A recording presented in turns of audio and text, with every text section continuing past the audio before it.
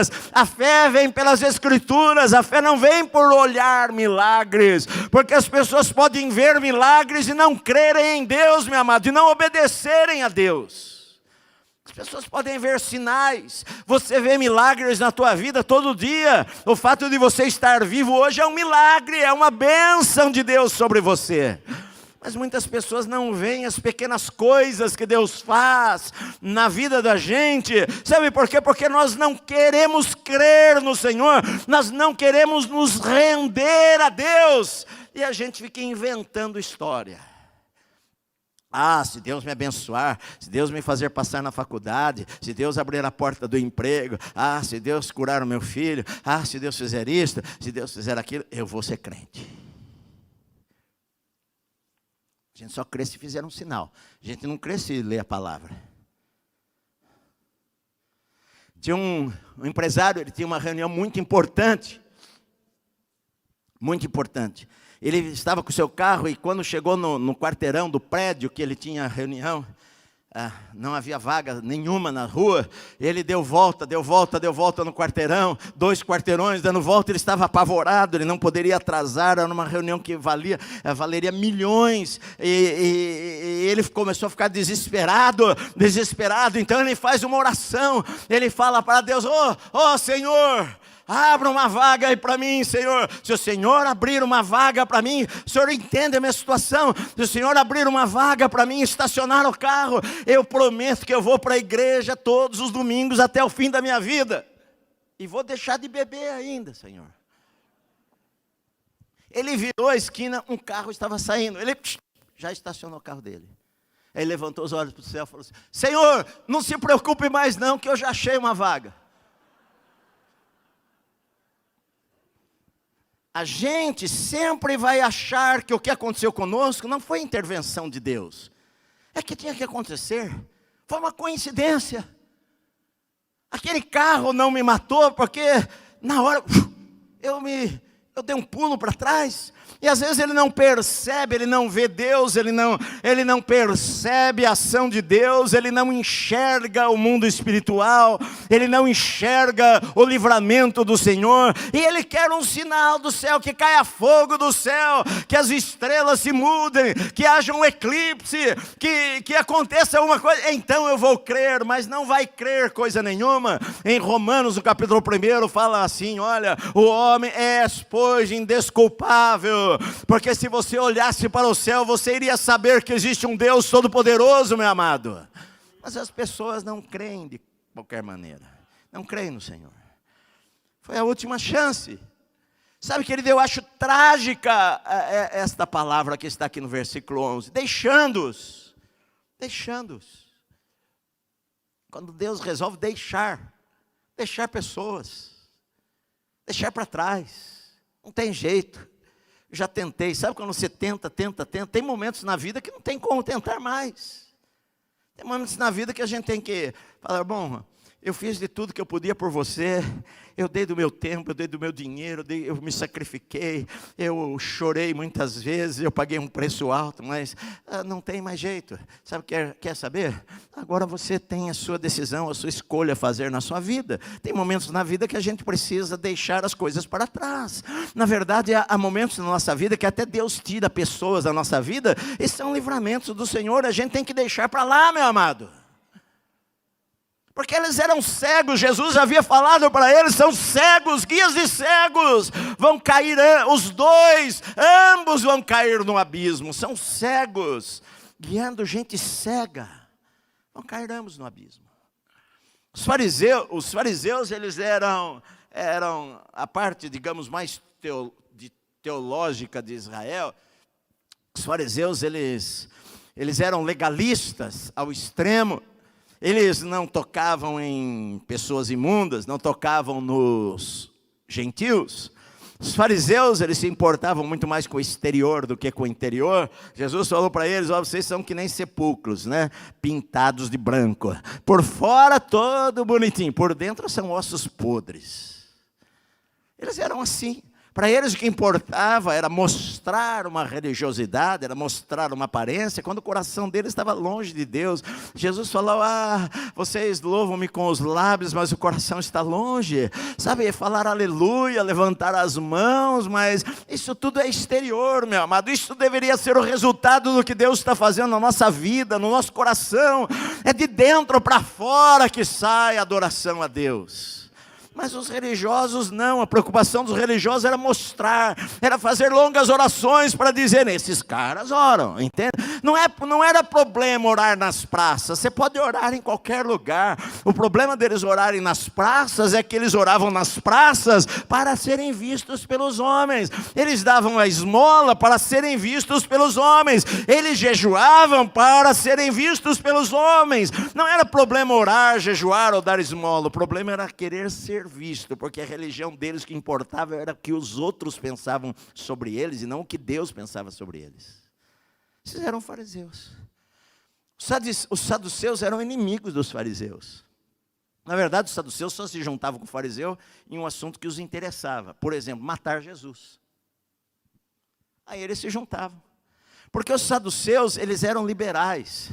Os saduceus cuidavam das coisas lá do templo e eles eram os cambistas que trocavam as moedas. Você trazia o teu dinheiro para oferecer no templo, e o templo tinha uma moeda própria. Então eles pegavam o seu dinheiro e trocavam. Eles examinavam os animais, o cordeiro que você trazia, iria trazer no templo para oferecer a Deus. E falaram, não, esse cordeiro não está bom. Tem aqui os cordeiros para você comprar, está em promoção. Enganavam as pessoas, extorquiam as pessoas, não davam valores, não tinham valores morais. Os saduceus não criam no sobrenatural, não criam ressurreição, não criam em anjos, não criam nada disso. Eles eram liberais, eles eram religiosos liberais, que tudo pode, tudo é maravilhoso, Deus perdoa. Eles eram esse tipo de gente. Eles achavam os fariseus radicais demais, os fariseus achavam os saduceus mundanos demais. Assim eram os herodianos também, os adoradores do rei Herodes, os seguidores de Herodes, ou do politicamente correto, acreditavam nas mesmas coisas dos saduceus, e agora eles se juntam para discutir com Jesus, para querer pegar Jesus em alguma coisa, e esses dois grupos aí, Jesus vira as costas para eles e os deixa, e entra no barco e vai para o outro lado só com os 12. Eu imagino, sabe, queridos, eu fico às vezes imaginando o coração de Deus de tentar convencer as pessoas e fazer tudo para salvar você, de fazer de tudo possível para que você vá para o céu, e fazer de tudo para que você entenda as coisas de Deus, mas às vezes o coração das pessoas, a consciência fica tão cauterizada, então, a gente é tão cego, a gente não consegue enxergar, às vezes, o que Deus faz por nós. Enfim, Jesus virou as costas, entrou no barco e foi embora. Versículo 14 fala o seguinte, ora, aconteceu que os discípulos se esqueceram de levar pães, e no barco não tinham consigo, senão um pão só. Esqueceram de levar pães. E não tinham nada lá, a não ser um único pão. E eles ficaram preocupados com isso daí. E rapaz, na correria, a gente saiu tão correndo, aquele quebra-pau que teve, Jesus discutindo com os caras gritaram com Jesus, e Jesus virou as costas e foi embora. Aquela correria, a gente até esqueceu de pegar pão, e meu estômago já está começando a roncar. Já vai chegar a hora do almoço, e Jesus vai querer comer, e vai dar uma bronca na gente, porque a gente esqueceu de pegar pão, levar pão. Aí Jesus está lá no barco com eles, e fala para eles, e os previne, os adverte, e fala o seguinte para eles, olha, tomem cuidado, guardai-vos do fermento dos fariseus, e do fermento de Herodes. Guardai-vos do fermento dos fariseus e do fermento de Herodes. E olha só, a Bíblia diz no versículo 16, e eles discorriam entre si, Jesus está falando isso daí, que nós não trouxemos pão. Ele já percebeu que não tem comida hoje. nós vamos ter problemas com o almoço. Mas era discutir entre eles. Agora, os fariseus eram cegos, os discípulos eram meio cegos. Porque Jesus havia acabado de multiplicar pães.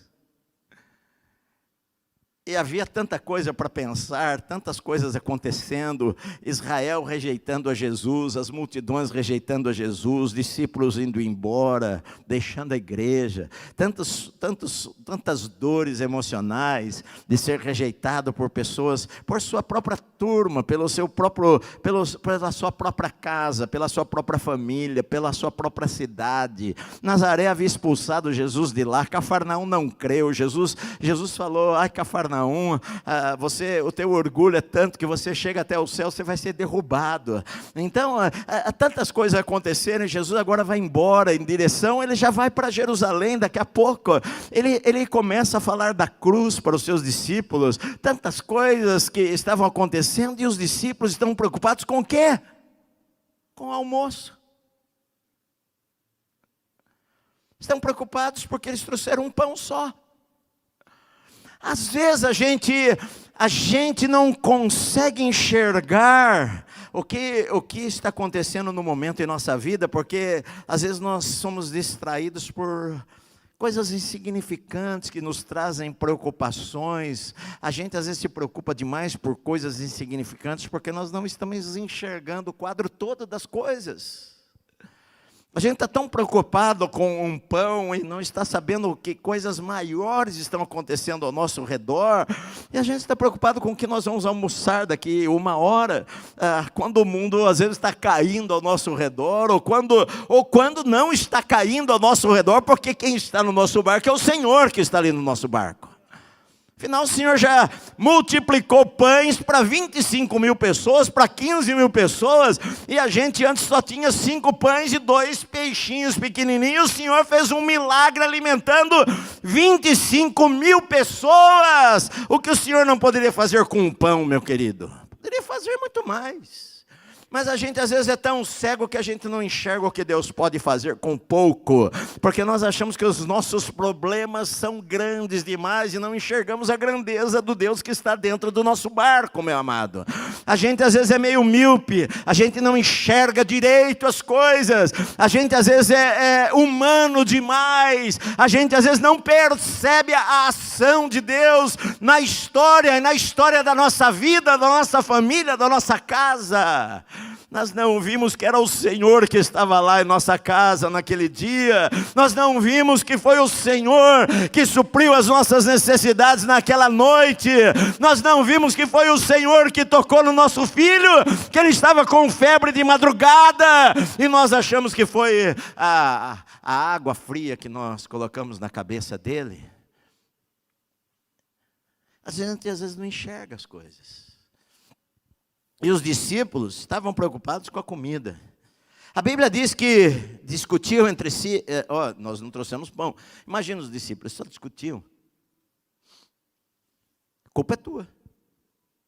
Eu falei para você, não esquece do pão. Não, mas eu estava ocupado lá. O fariseu podia atacar Jesus. Eu estava lá só para... ia dar um golpe nele. O outro falou, não, eu estava também guardando, só segurando. Pedro estava ali, eu estava pronto a dar uma moqueta na cara de um que viesse avançar em Jesus, defender ele. Jesus não gosta de ficar brigando fisicamente. Jesus fala umas coisas de vez em quando que a gente acha que ele não devia falar. Chamou eles de adúltero, geração mais adúltera. Eu estava só esperando alguém voar em Jesus e estava lá para defender. Você que tinha que trazer o pão. Você não cuidou do pão. Eles estavam discutindo por besteiras, por bobagens. A Bíblia diz que olha só o que Jesus falou para eles. Jesus percebendo, lhes perguntou, por que vocês discutem sobre o não ter pão? Vocês não consideraram, vocês ainda não compreenderam? Vocês têm o coração endurecido? Vocês têm olhos, mas não enxergam. Vocês têm ouvidos, mas não ouvem. Vocês não se lembram de quando partiu os 5 pães para os 5.000? Quantos cestos cheios de pedaços recolhestes? Responderam eles: 12. E de quando eu parti os 7 pães para os 4.000? Quantos cestos cheios de pedaços vocês recolheram? E eles falaram: 7. É o que Jesus falou para ele. Vocês não entendem ainda? Vocês não compreenderam? Que o problema não era pão, o problema era vista. O problema não era comida, o problema é o que você enxerga. Você pode estar com um prato vazio na tua casa, mas você enxerga um mundo de abundância. E você pode ter abundância e se enxerga como um miserável. O que você vê? Estavam com o homem que pegou. Vocês não entenderam, ele falou, vocês não entenderam ainda as coisas. Vocês têm olhos, mas não enxergam. Vocês têm ouvidos, mas não ouvem. Vocês não compreendem. Será que o coração de vocês está tão duro como o deles lá? Vocês não entendem as coisas? Deixa eu fazer uma pergunta. Vocês não se lembram, não? Vocês esqueceram, já aconteceu tão pouco tempo. Vocês não se lembram de quando nós tínhamos 5 pães e 2 peixinhos? Para quantas pessoas nós alimentamos? 5.000. E quantos pães nós tínhamos quando demos a comida agora? Aqui em Decápolis para 4.000 homens. Quantos pães nós tínhamos? Tínhamos 7. Quantos cestos sobraram? Senhor, sobraram 7 cestos. Da outra vez sobraram 12 cestos. Isso vocês não estão entendendo ainda.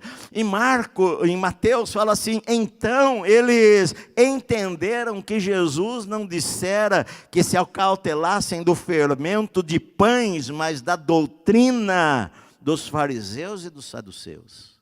O problema não era o pão, o problema era a doutrina. O que é o fermento? A Bíblia diz assim, um pouco de fermento leveda toda a massa, mistura as coisas. O fermento, poucas vezes ele é usado, 2 vezes no Novo Testamento ele é usado como algo bom. Geralmente ele é usado como uma coisa que poderia contaminar as pessoas. Na verdade ele está falando sobre influência. Ele está falando que você tem que tomar cuidado com quem influencia a sua vida. É isso que Jesus estava dizendo para eles. Eles tiveram agora, Jesus teve uma discussão com os fariseus e publicanos e falou: olha, cuidado com a influência dos fariseus, cuidado com a influência dos saduceus, cuidado com a influência dos herodianos, cuidado com a influência que você recebe na sua vida. Sabe por quê? Porque as influências que você recebe na sua vida podem te aproximar de Deus ou podem te afastar de Deus. Você está me ouvindo, meu amado? As influências que você recebe na tua vida, inclusive religiosas. Jesus está falando de gente religiosa. Você pode ver gente religiosa, gente na igreja que bate palma, levanta a mão, e você pode receber uma influência errada desta pessoa que vai até afastar você do Senhor. Vai afastar do Senhor. Qual que era a doutrina, o ensino que Jesus fala aqui? Olha, eles então entenderam, diz lá em Mateus, que Jesus não falava do fermento, da influência de pães, mas ele estava falando da influência do ensino, da doutrina, do ensino. Aquilo que você ouve, onde você ouve, vai fazer de você um cristão verdadeiro ou um cristão falso. A doutrina dos fariseus era, o que importava era o que os outros viam a meu respeito. E não é a doutrina de Deus, isso daí. Não é mostrar para os homens quem você é, mas mostrar para Deus quem você é. Sabe, o que a gente escuta, o que a gente ouve, que tipo de pregação a gente ouve, o tipo de ensino que a gente ouve. A gente às vezes ouve tanto liberalismo que a gente acaba se tornando mundano. A gente ouve hoje, tudo pode, tudo é permitido, que a gente acaba se tornando mundano. Pecado já não é mais pecado, certo já não é mais certo, tudo é relativo, tudo é relativo. Não tem mais certo e errado, não tem mais céu e inferno, não tem mais bondade e juízo. A gente vai ouvindo. Tem igrejas inteiras que são enganadas pelo ensino que sai do púlpito, e às vezes as pessoas se perdem naquilo, achando que aquilo é a verdade, e consideram palavra de Deus, quando não é a palavra de Deus. Acham que é de Deus e não é de Deus. São enganados, são cegos guiando cegos. Cegos guiando cegos. Às vezes a gente pode ver multidões de pessoas sendo iludidas e às vezes indo para o inferno. porque são enganados pela influências erradas, influências do ensino errado, às vezes um ensino distorcido das Escrituras, enfim, e se tornam cegos, não enxergam direito. É o que Jesus perguntou para eles: vocês tendo olhos, vocês não enxergam, tendo ouvidos, vocês não escutam, vocês não pensaram, não consideraram, considerem, pensa, considerem um pouquinho, vocês não conseguem entender, vocês se esqueceram. Este é o nosso problema. Esse é o nosso problema. Sabe o que é o nosso problema? Nós esquecemos muito facilmente do que Deus fez em nossa vida. Nós nos esquecemos muito facilmente do que o Senhor fez para nós. Nós nos esquecemos dos milagres de ontem muito rapidamente e nos preocupamos porque hoje nós não temos um pão, quando a semana passada nós tivemos que carregar cestos. E do segundo milagre que Jesus fez em Decápolis, não fala de cesto pequeno, mas cesto que cabia um homem. Eles carregaram cestos, 7 cestos de pães, e agora que eles esqueceram os pães do lado de lá e estão com um pãozinho só, eles estão preocupados com isso daí. A gente se esquece do que Deus já fez. A gente se esquece de quem. A gente só está no meio de um problema hoje e a gente está tão envolvido naquilo que a gente se esquece de Deus. A gente se esquece que o Senhor está no nosso barco, que o multiplicador de pães está no nosso barco, que o Deus de milagres está no nosso barco, que o Deus que acalma a tempestade está em nosso barco, que o Deus que anda sobre o mar agora está em nosso barco, que o Senhor que acabou de curar cegos, paralíticos e mudos e coxos está no nosso barco. Nós nos esquecemos disso daí e estamos preocupados com o que nós vamos almoçar amanhã. Será que só os discípulos estavam preocupados com o que iriam comer? Ou será que nós também vivemos preocupados com o que nós vamos comer amanhã, ou depois de amanhã, ou mês que vem? Esse é o problema. Nós nos esquecemos quando nós passamos por um momento difícil, sabe? Por isso que Deus, olha só, por isso que Deus fala na Bíblia sobre memoriais. Por isso que quando Josué atravessou o rio Jordão, ele mandou pegar 12 pedras lá do meio do rio, fez uma coluna de pedras lá, e fez do lado de fora uma coluna de pedras, e falaram: por que você está fazendo essa coluna de pedra? Ele falou: para que as próximas gerações, quando olharem para isso daqui, se lembrem de quem é o Senhor, do que o Senhor fez em nossas vidas. Às vezes é tão importante nós levantarmos memoriais em nossa vida, para nós não nos esquecermos dos milagres do passado. Às vezes esse memorial é uma escrita em nossa Bíblia, às vezes é uma fotografia de um culto, às vezes é alguma coisa que nós guardamos ali na nossa Bíblia ou na nossa casa, alguma coisa que nos lembra de um milagre que Deus fez no passado em nossa vida, e que esse Deus do ontem continua sendo o mesmo Deus do hoje, do amanhã, e vai ser para sempre, meu amado, vai ser para sempre. Então Deus ensinou a Israel, a ceia do Senhor é um memorial. Aliás, hoje é ceia, não é? A ceia do Senhor é um memorial. Eu tenho alguns memoriais na minha vida, que de vez em quando eu até esqueço. Ontem mesmo eu me esqueci de um, e os irmãos me lembraram. Que eu não guardo muito datas. Ontem de manhã eu tive reunião aqui, estava falando com as pessoas que estão chegando na igreja agora. Tomei um café, eu não, eles tomaram café, eu não. Mas tomamos um café, digamos, né? Aí... E aí eu estava falando para eles, contando um pouquinho da história da nossa igreja. Eu falei: olha, já vai fazer 40 anos que eu saí. Eu trabalhava numa empresa na Avenida Paulista, eu era chefe de departamento administrativo daquela empresa, departamento financeiro daquela empresa. E eu saí daquela empresa e falei para eles, e a partir daquele dia eu saí para me dedicar integralmente ao ministério pastoral. Eu falei: vai fazer 40 anos, dia 5 de dezembro. Eles falaram: pastor, 5 de dezembro é hoje. Que foi ontem. Há 40 anos atrás, hoje, dia 6 de dezembro, era um sábado. Naquela sexta-feira à tarde, 5 horas da tarde, quando eu saí do escritório na Avenida Paulista, estava um sol bonito ali perto do MASP.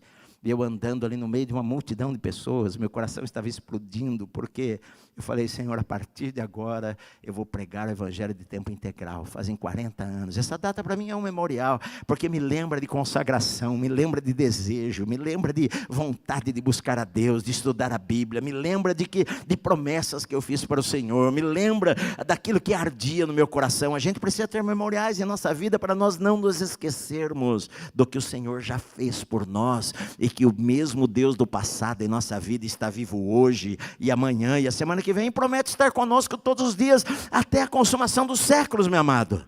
Então Jesus perguntou para ele, vocês não se lembram? Eles deveriam falar, sim, Senhor, nós nos lembramos. Nós nos lembramos, sim. Por que me preocupar com o almoço daqui a pouquinho, se o Senhor acabou de multiplicar pães para tanta gente? Eles deveriam perguntar para o Senhor, o que o Senhor quer dizer sobre o fermento dos fariseus e saduceus e do fermento de Herodes? Como nós podemos discernir se nós estamos sendo influenciados por estas coisas? O que eu preciso fazer em minha vida?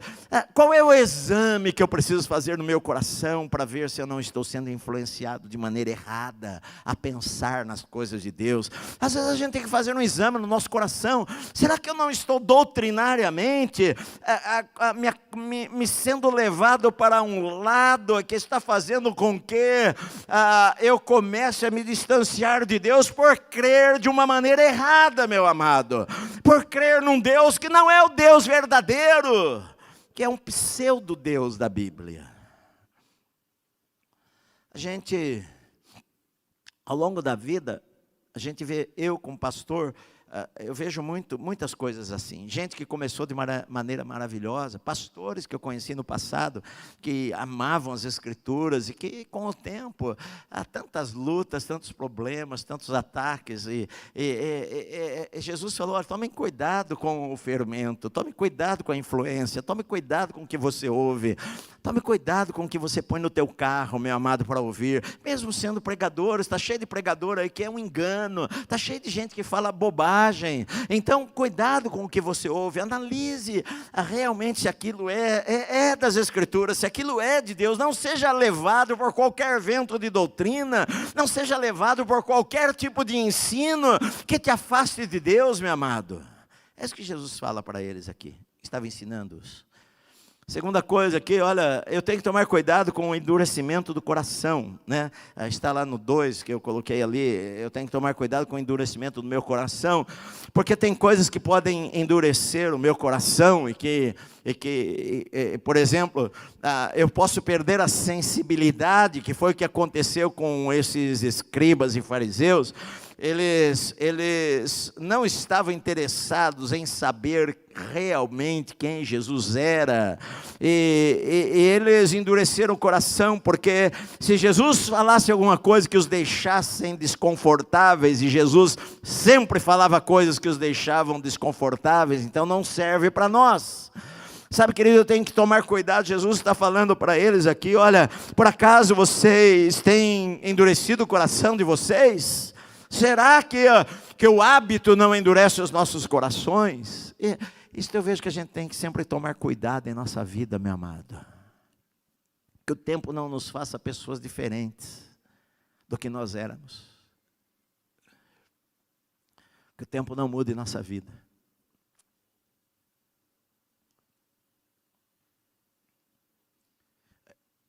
A gente, às vezes, os anos passam, e a pessoa apanha na vida, e perde simplicidade dela, perde o coração dela, perde a humildade dela, porque agora ganhou mais dinheiro, agora trata as pessoas de maneira diferente, agora trata o outro como um inferior a ele, agora se acha importante demais. E às vezes Deus fala com ele, mas ele tapa os ouvidos, né? Deus às vezes fala com ele, olha, você precisa se arrepender e mudar de vida. E ele fala, não, mas a minha vida está tão boa assim, estou caminhando com o Senhor, vou para a igreja, sou um bom crente, igual todo mundo. E o Senhor fala, o Senhor fala, o Senhor fala, o Senhor fala.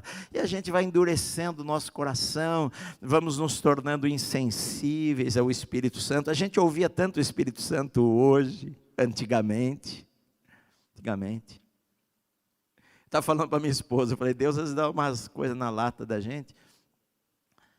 Esses dias eu estava lá falando para Deus, a gente às vezes fala umas bobagens, né? Às vezes Deus não deixa na hora H. Eu falei, Senhor, será que eu tenho como começar tudo de novo? Com 60 anos? Mas não terminei de falar 60 anos. Falei, 60. Deus falou já para mim, Moisés começou com 80. Não deu nem para mim terminar a frase. Nem para mim terminar a frase. Sabe por quê? Porque às vezes a gente endurece o nosso coração. A gente perde coisas que Deus queria que a gente não perdesse, meu amado. Sabe, quantas pessoas começaram de maneira maravilhosa a sua vida espiritual, seu caminhar com Jesus, amando a igreja, amando o pastor. Ame o pastor também. É bom amar pastor. Não seja, tem gente que começa amando o pastor, amando a igreja, achando o céu aqui na terra. Só que a gente aqui, onde tem gente falha, pessoas falham e são imperfeitas. Pastor é imperfeito, inclusive você é imperfeito. E aí a pessoa às vezes vê uma coisinha aqui, um irmão o desagrada, outro lá não trata ele direito, alguém falou uma palavra para ele que ele não gostou, as coisas não aconteceram do jeito que ele gostaria, a recepção naquele dia não deu a balinha para ele, ele estacionou o carro e o diácono mandou ele tirar, e às vezes coisas que as pessoas vão ficando chateadas, e ao invés delas terem um coração grato a Deus por serem salvos, estarem na casa do Senhor, eles se tornam críticos, amargurados, saem da igreja reclamando de tudo, reclamando da vida, e não percebem, não enxergam o privilégio que eles têm de se sentar num banco de uma igreja e poder levantar as mãos e adorar ao Senhor e ouvir a palavra de Deus, mas não enxergam, saem reclamando das coisas. Sabe, queridos, a gente perde sensibilidade. A gente perde a sensibilidade. Eu sempre falei para Deus, Senhor, eu quero ser um pastor como quando eu comecei, quero crescer e não decrescer. Sabe, eu não quero decrescer. Não quero me tornar com o coração duro para o Senhor, duro com as pessoas, duro com as coisas que acontecem. Sabe, às vezes as pessoas endurecem o coração e endurecem o coração dentro da religião. Eles eram religiosos, estavam com seus corações duros, os fariseus. Não, tome cuidado com o seu coração. A Bíblia diz sobre tudo que se deve guardar. Guarda o teu coração, analise o teu coração, analise a tua vida. Eu não tenho sido ranzinza demais, murmurador demais, reclamador demais. Antes eu orava mais pelos meus irmãos, hoje eu não oro por ninguém, hoje eu só peço para Deus, Senhor, me abençoa aqui, me abençoa lá, aí eu vou te servir, Senhor. Eu falo, a benção já chegou, Senhor, já fiz, não precisa mais não. Terceiro lugar, tenha discernimento, compreenda. Não compreendeis ainda, porque às vezes as coisas não são como parecem, às vezes as coisas não são como a gente acha que elas são, meu amado. Às vezes as coisas são muito maiores que estão acontecendo ao nosso redor, o que Deus quer nos ensinar, do que falar sobre pão, sobre comida. Cuidado com o fermento dos fariseus. Eles acharam, porque nós não trouxemos pão, está vendo? Culpa tua, Pedro. Jesus está falando de outro pão, e eles estão entendendo outra coisa. Sabe quando a gente não entende o que precisa entender? É isso que acontece, queridos. A gente está aqui, não é porque nós somos perfeitos, é o contrário, é porque nós somos imperfeitos, estamos aqui para ser transformados. Igreja não é um lugar de gente perfeita. Não adianta você criticar ninguém, porque um irmão que tem um problema na vida dele, lutando para vencer, você tem um outro problema que está lutando para vencer. Sabe, então, a gente, às vezes, quantas vezes a gente vê acontecer o que Jesus falou, às vezes a gente engole um camelo e coa um mosquito, né?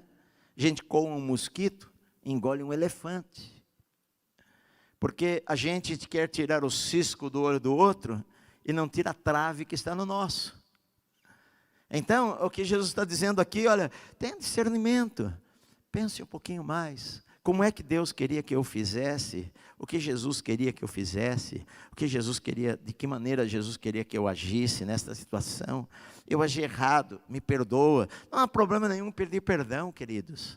A gente não pode ser orgulhoso ao ponto de não querer pedir perdão. Se errou com alguém, se é ser humano, pede perdão, ou me perdoa. Eu não deveria ter feito isso, não deveria ter falado desta maneira, me perdoa, não tem nenhum problema.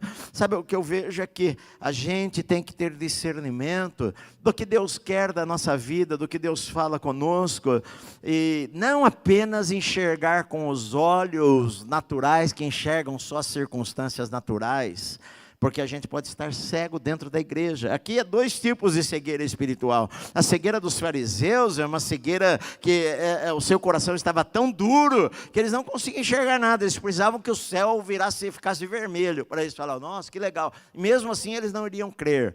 Agora, a dos discípulos era não conseguir enxergar o que realmente Deus queria da vida deles. Estava dizendo para eles, era não conseguir discernir o que era mais importante. O que era mais importante, meu amado, era não conseguir discernir o que Jesus de fato estava ensinando para eles. E a gente precisa ser sensível para nós não sermos enganados e ficarmos preocupados com o comer, o beber, o vestir, com a comida, o almoço que vai ser daqui 1 hora, e deixarmos nos contaminar por tantas coisas ruins que vão roubando o nosso coração e vão fazendo a gente um incrédulo, entende? Fazendo a gente um incrédulo.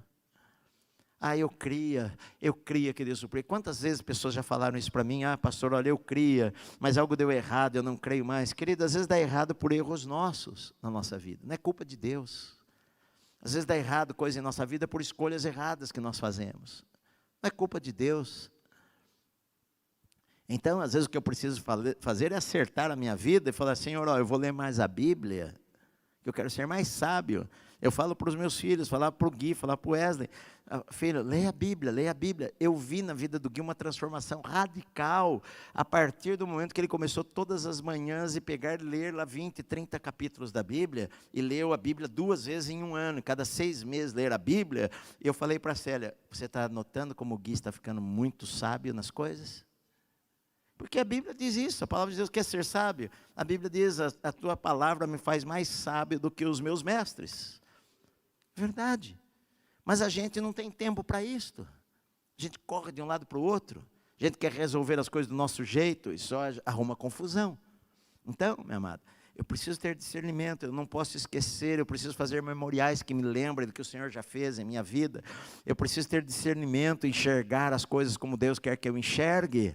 Eu preciso obedecer a Deus e não perder o meu coração, não deixar o meu coração ficar duro por causa de pecado, por causa do que os outros fazem, por causa do que o pastor fez, porque eu vi o pastor, ele agir errado, ou porque o diácono da igreja agiu errado. Querido, deixa cada um, deixa a vida deles lá, cuide de você, cuide do teu coração, cuide da tua vida, que é isso que interessa. Amém, meu